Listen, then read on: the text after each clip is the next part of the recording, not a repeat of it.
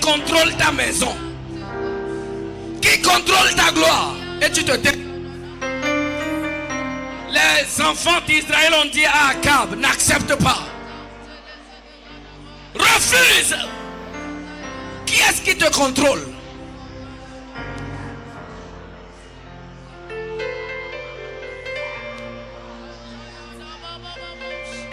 Merci Seigneur.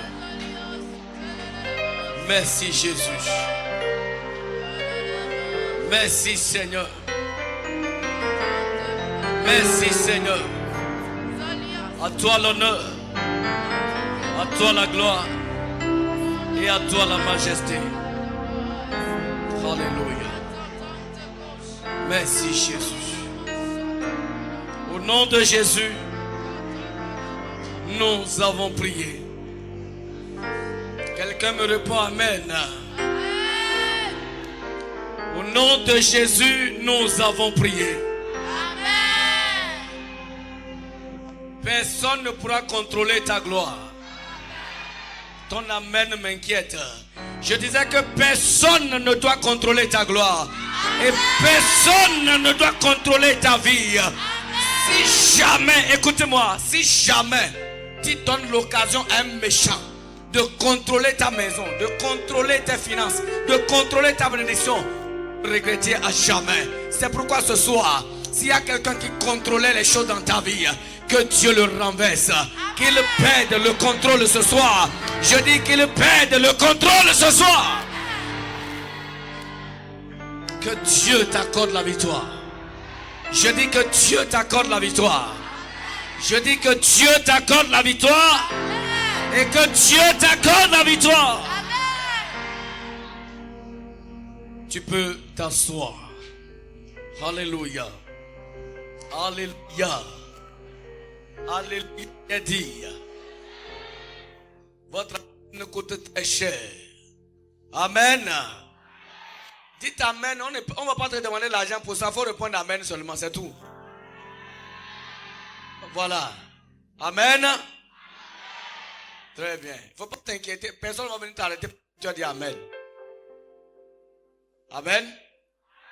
Voilà. Et je vais vous dire, quand à la maison, les soucis t'accablent, les problèmes te fatiguent, et tu viens à l'église où Dieu doit t'accorder la solution, tu es encore assis, tu penses à ces soucis-là. Finalement, comment tu vas écouter Dieu pour recevoir ta bénédiction, pour sortir de ces soucis? Déchargez-vous au pied de Jésus et laissez-le agir. Amen.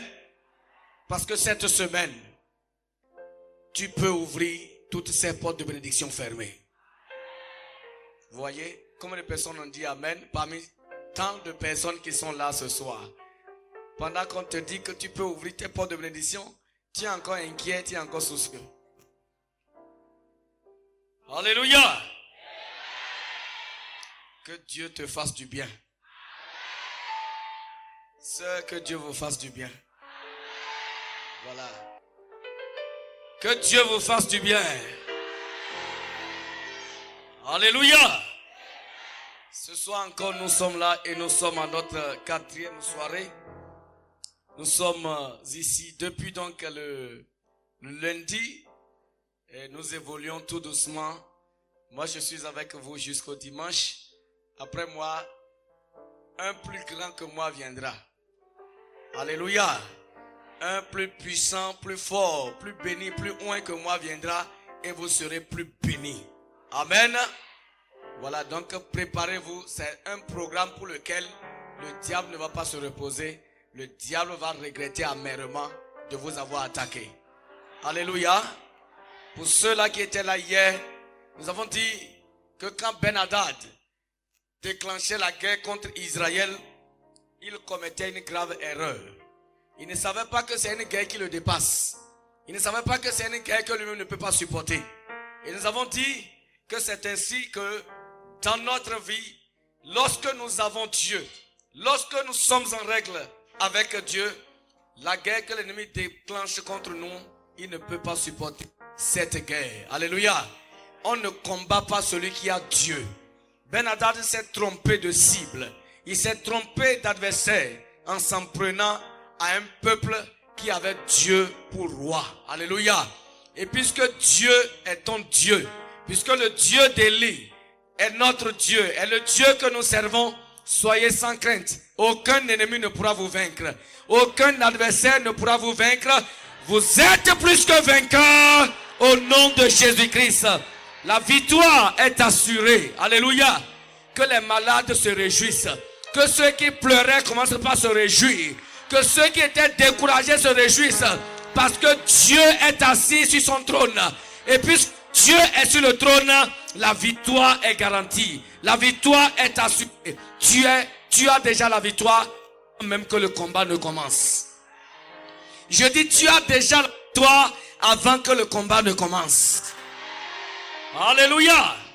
Voilà, Akab a dit à Ben-Hadad, il dit que celui qui prend les armes pour aller au combat ne se glorifie pas comme celui qui a fini de combattre. Alléluia.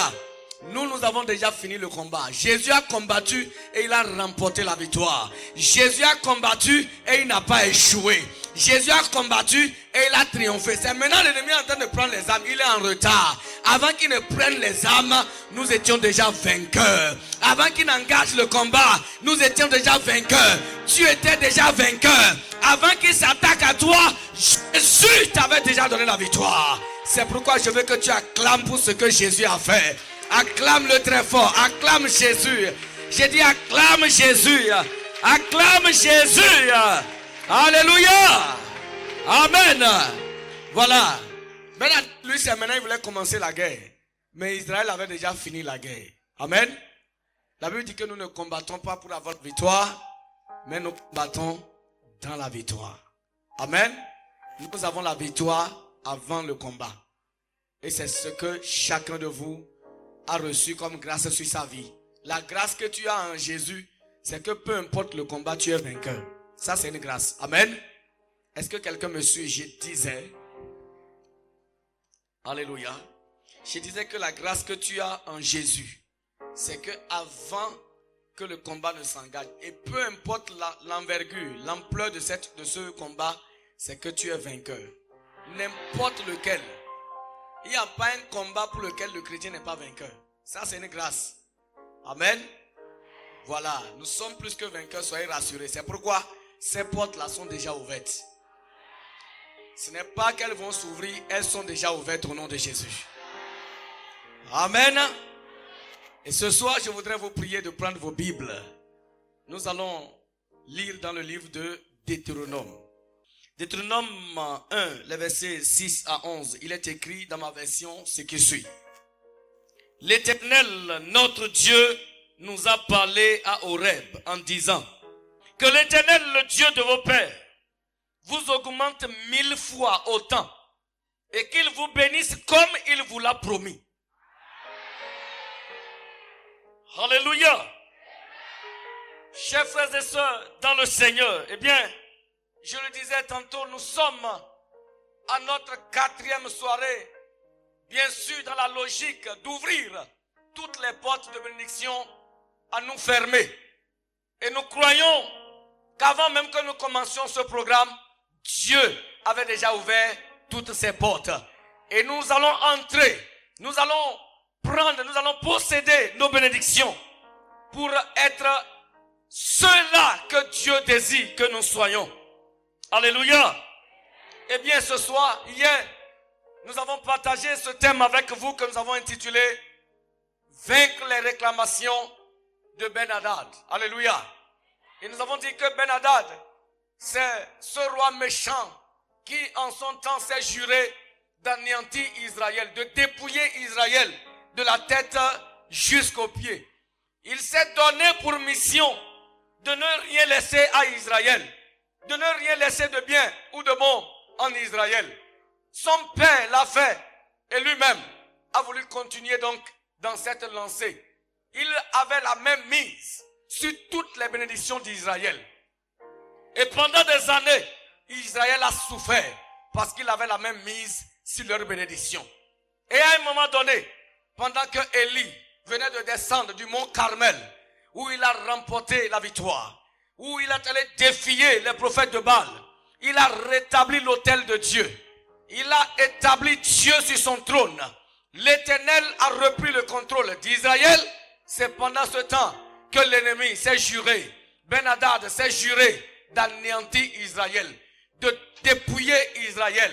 Sauf qu'il se trompait parce que Dieu avait le contrôle sur Israël. Dieu était de nouveau roi d'Israël. Et je vous ai dit, on ne combat pas celui qui a Dieu. Alléluia. On ne dépouille pas celui qui a Dieu. Et puisque tu as Dieu, personne ne pourra te dépouiller. Puisque Dieu est avec toi, ta maison sera toujours bénie. Celui-là qui a juré qu'il n'y aura rien dans ta maison, il a simplement menti parce que Dieu est avec toi. Alléluia. Et l'apôtre Paul pouvait dire dans Romains le chapitre 8, si Dieu est pour nous, qui sera contre nous? Qui nous séparera de l'amour de Dieu? Serait-ce les profondeurs, les hauteurs, la vie, la mort? Qu'est-ce qui peut nous séparer de l'amour de Dieu? L'apôtre Paul dit rien. Alléluia. Et Dieu est ici à Gbira. Dieu est présent sur son trône. La victoire est assurée. Celui qui te combat a échoué d'avance. Alléluia. Et nous avons vu que Dieu a défendu son peuple. Ben-Hadad a été vaincu. Ben-Hadad a perdu le contrôle sur Israël. Quand Dieu est dans la vie de quelqu'un, l'ennemi ne peut pas contrôler ses biens. L'ennemi ne peut pas contrôler sa bénédiction. Et c'est pourquoi, chers frères et sœurs, chrétiens que nous sommes, nous devons donner l'occasion à Dieu de régner sur notre vie. Nous devons donner l'occasion à Dieu de contrôler nos bénédictions.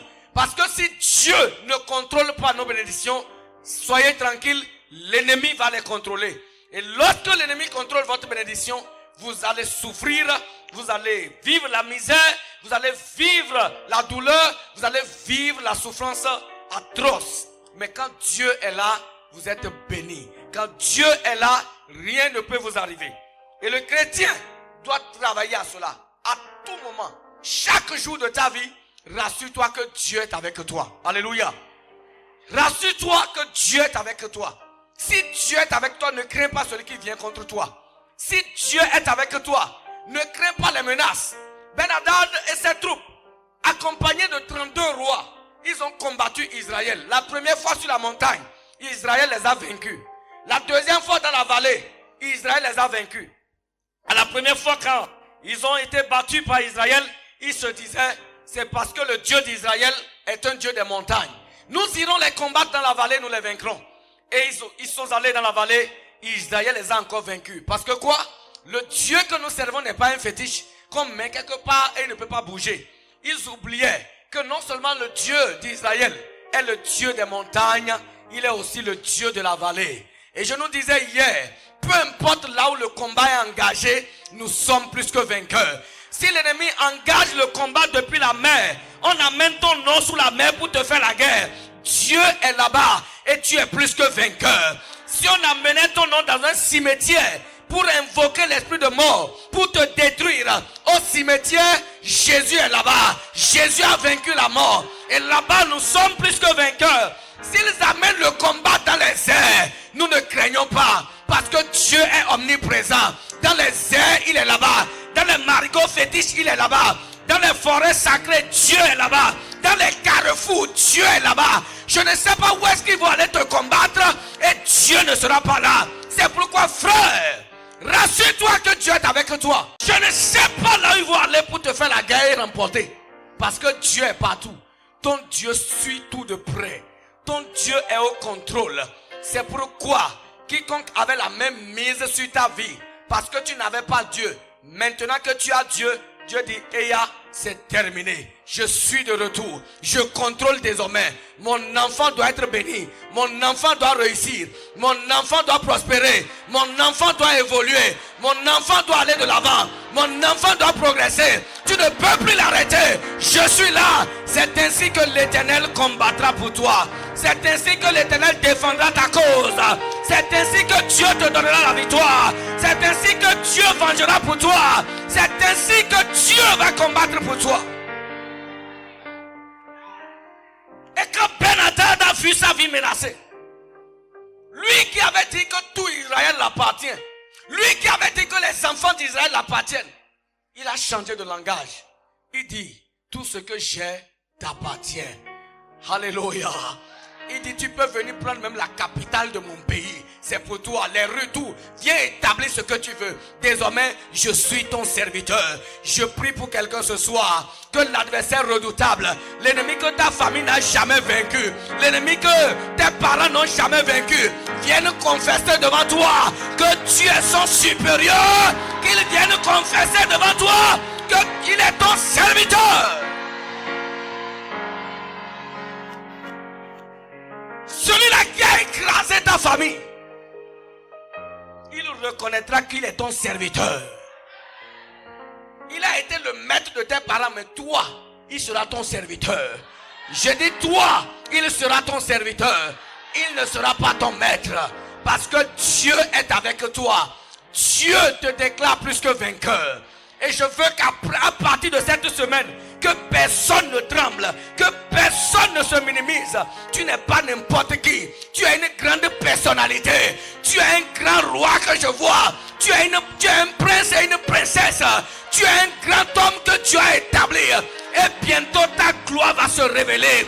Bientôt ta gloire va apparaître. Je voudrais emprunter les mots de Dieu dans Ésaïe 60 pour dire: lève-toi et brille, car ta arrive. Lève-toi et brille, car la gloire de l'Éternel se lève sur toi. Lève-toi et brille, car l'Éternel sera ta lumière. Pendant la journée, le soleil ne te brûlera pas. Dieu te gardera. Dieu te donnera la victoire. Nous avons Dieu. Celui qui a écrasé nos familles. Celui qui a maintenu nos frères dans la servitude ne pourra plus le faire. Ben Hadad a dit, il dit, je te rendrai ce que mon père avait pris à ton père. Même ce que tes parents ont perdu, toi tu vas récupérer tout au nom de Jésus. Ce que tes frères ont perdu, toi tu vas récupérer tout. C'est pourquoi ta bénédiction sera très grande. Ta bénédiction ne sera pas petite. On ne pourra pas mesurer ta bénédiction. Même ce que tes arrière-parents ont perdu, Dieu te rendra tout. Je dis, Dieu te rendra tout.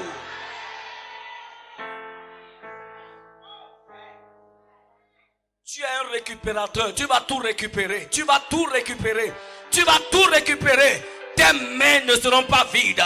Tes mains seront chargées le matin. Tes mains seront chargées à midi. Tes mains seront chargées le soir. Tes mains seront toujours chargées. Tes mains seront toujours chargées.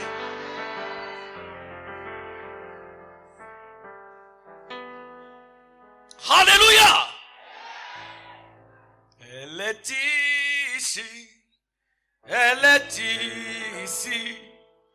La gloire de l'Éternel est ici. Il y a la victoire où les enfants de Dieu s'assemblent. La gloire de l'Éternel est ici. Elle est ici. Elle est ici. Elle est ici. La gloire de l'Éternel est ici. Il y a la victoire là où les enfants de Dieu s'assemblent.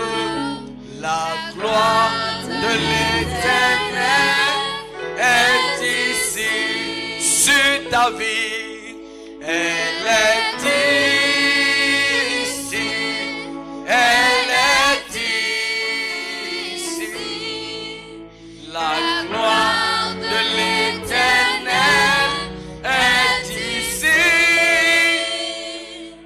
Il y a la victoire là où les enfants de Dieu s'assemblent.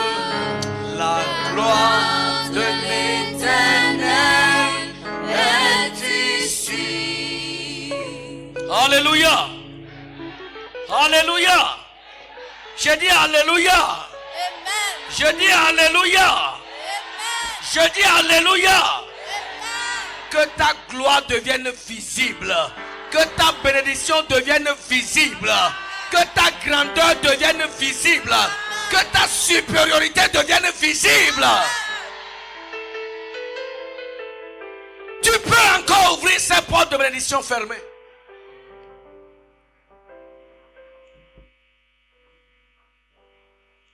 C'est possible.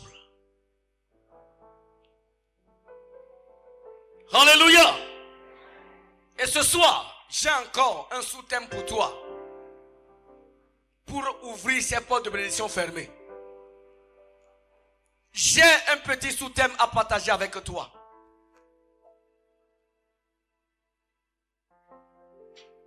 Parce que tu es une grande personne que je vois.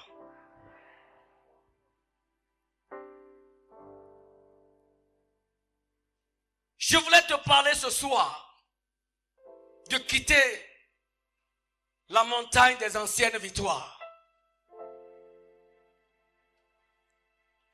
Abandonne la montagne des anciennes victoires.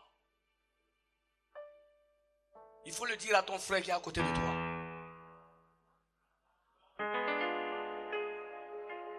Il faut le dire ça de façon convaincante.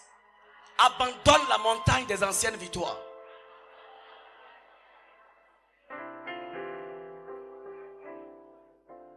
Est-ce qu'il a entendu?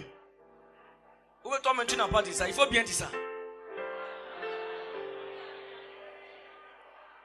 Abandonne la montagne des anciennes victoires. Alléluia. Chers frères et sœurs, vous savez, Dieu dans l'immensité de son amour, Dieu dans sa grâce et dans sa bonté, avait libéré les enfants d'Israël de la domination égyptienne qui a duré environ 450 ans. 450 ans de misère. 450 ans de pauvreté et de souffrance. 450 ans en travaillant pour l'ennemi égyptien. Jusqu'à ce que Dieu dise c'est assez. J'ai entendu la souffrance de mon peuple. J'ai entendu les cris que lui font pousser ses oppresseurs. Et je suis descendu pour le secourir. Je suis descendu pour le libérer. Je suis descendu pour l'amener dans un bon pays. Un pays de repos. Un pays où coule le lait et le miel. Un pays que j'ai moi-même préparé pour mes enfants. Ce fut alors une très grande victoire écrasante et une délivrance sans pareille pour les enfants d'Israël. De voir un nouveau jour se lever après 450 ans de misère. Après 450 ans d'esclavage. Quel bonheur de voir ce jour enfin arriver. Le jour où il quitte l'Égypte. Le jour de la fin de l'esclavage.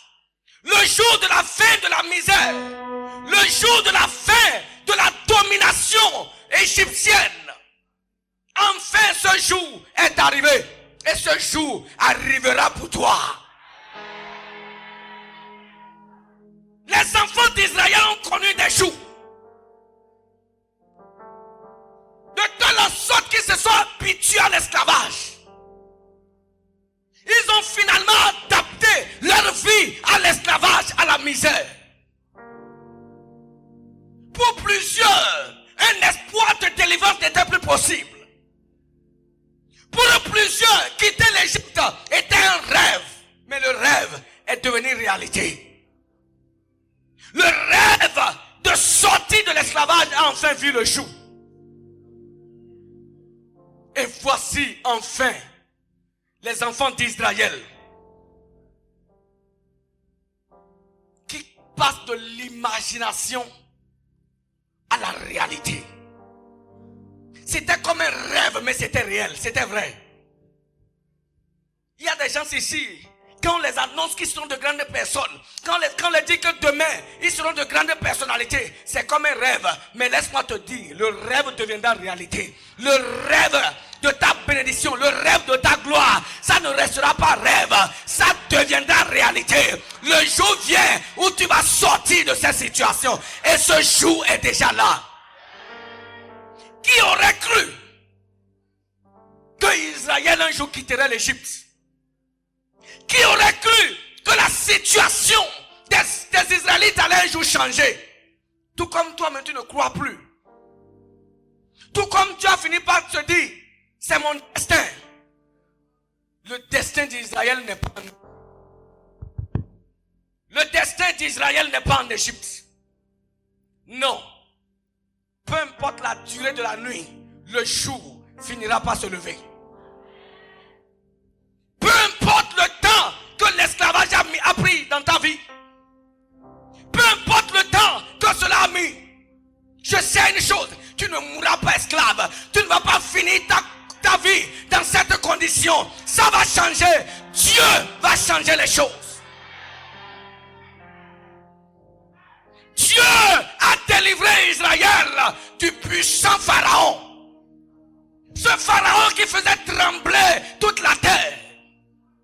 Aucun roi n'osait le résister. Quoi qu'en soit, ce royaume de la terre, personne ne pouvait faire face à Pharaon. À l'époque, l'Égypte était comme les États-Unis d'aujourd'hui. La première puissance mondiale. Avec une armée en place. Qui pouvait oser s'en prendre à l'Égypte?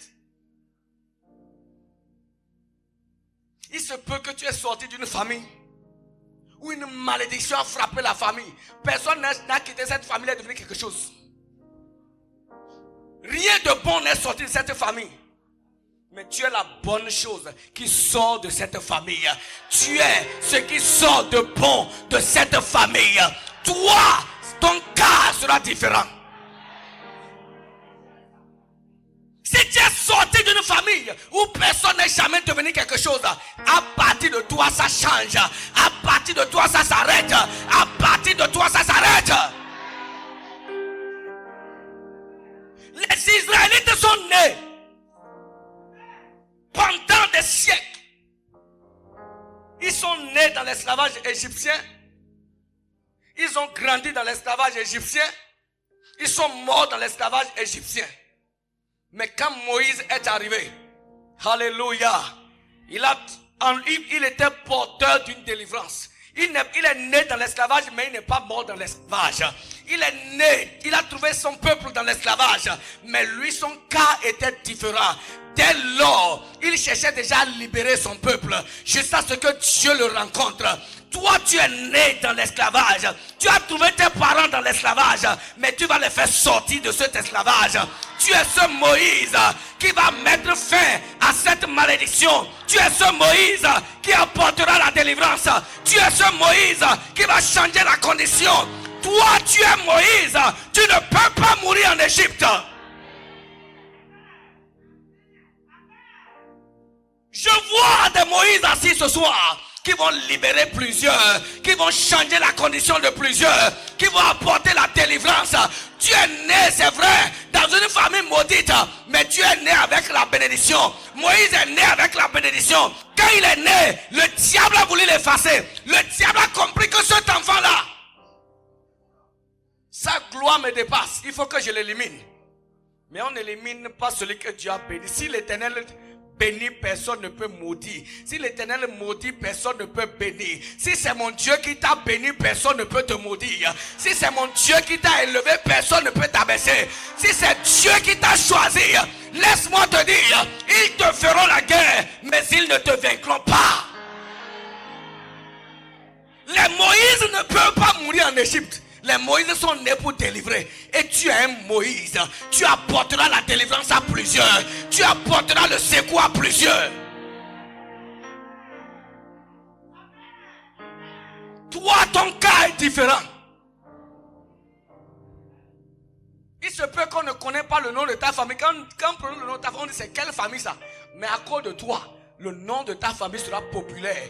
Le nom de ta famille sera grand. Le nom de ta famille ne sera plus un nom inconnu. Les enfants d'Israël ont vu dans leur vie se lever un jour pas comme les autres. Un jour merveilleux. Un jour de grâce. Un jour de bonheur. Plusieurs ne s'en revenaient pas.